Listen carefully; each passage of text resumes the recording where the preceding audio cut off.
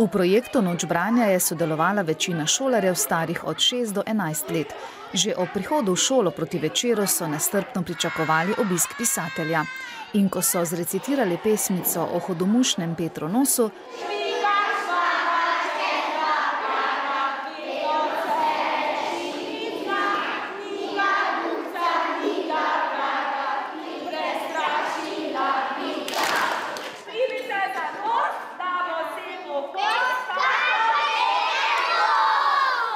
je Primož Suhodolčan na veliko navdušenje res prišel.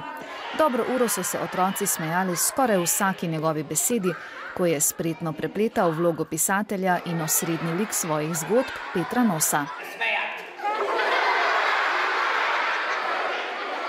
To je kulturna prireditev.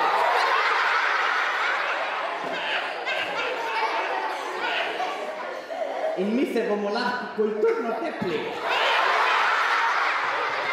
Pisatelj, ki uživa v družbi svojega občinstva, je bil povabila mladih bralcev zelo vesel. Dobite tudi kakšno domislico za vašo knjigo? Vprašanja so bila kar hudomušna, čeprav vam ne zmanjka, niti govora. Ja, včasih potegne kaj iz kakega skritega predala. Res sem vesel vsakega takega vprašanja, vsak tak nastop je izziv zame. Vsaka taka stvar, tako srečanje je nekaj novega, nekaj posebnega in na to se niti ne moreš pripraviti in res sem vesel, da dobim ogromno povratnih informacij. V današnjem dneh je tako vse negativno nastrojeno, vedno je nekaj narobe, nekaj bo šlo narobe, ali bo konec sveta, ali bo razneslo planet Zemljo, ali bo karkoli, jaz pa te stvari gledam z drugačne plati. Če bo razneslo Zemljo, bomo šli pa na Luno. Projekt sicer spodbuja otroke, da bi v knjigi videli svojo najboljšo prijateljico. Vstopnica na Noč branja pa ni bilo le, da so prebrali določeno število knjig. Prva naloga je bila prebrane knjige Primoža Suhodolčana.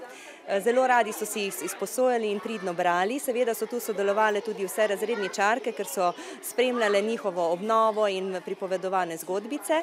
Nato so dobili učni list, na katerega so zapisali par misli, vprašanj, utrinkov in se z njega naučili tudi pesmico o Petru Nosu. Prva stvar pri tem projektu, pomislek na to, da otroci berejo in da vzljubijo knjigo, tako otroško literaturo, kot kasneje potem mladinsko.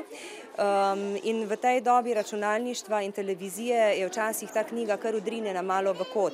Tudi šolarji so se razgovorili o tem, zakaj radi berejo in kakšne zgodbe jih pritegnejo. Smešne pa zanimive. Do zdaj sem jih že prebrala 7, moram pa še 3. 5 prijateljev ali pa 4,5 prijatelje.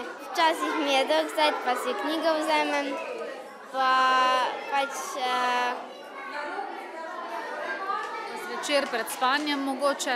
Ja, knjige, ne vem, avanturne knjige, avanture. Všeč mi je, ko glavni junaki potujejo okoli, pa spoznavajo naravo, pa druge stvari. To mi je najbolj všeč. Zanimive, pustolovske, sposodim si jih pa v vojniški knjižnici. Knjigo. Zakaj? Ker je bolj zanimiva, pa računalnik tudi ni fajn, da si na njemu. Po večeri so imeli otroci kreativno delavnico.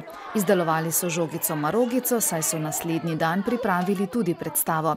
Pred spanjem je vsak učenec v roke vzel najljubšo knjigo, nato so si dolgo v noč še pod močnim vtisom večernega dogajanja pripovedovali pravljice.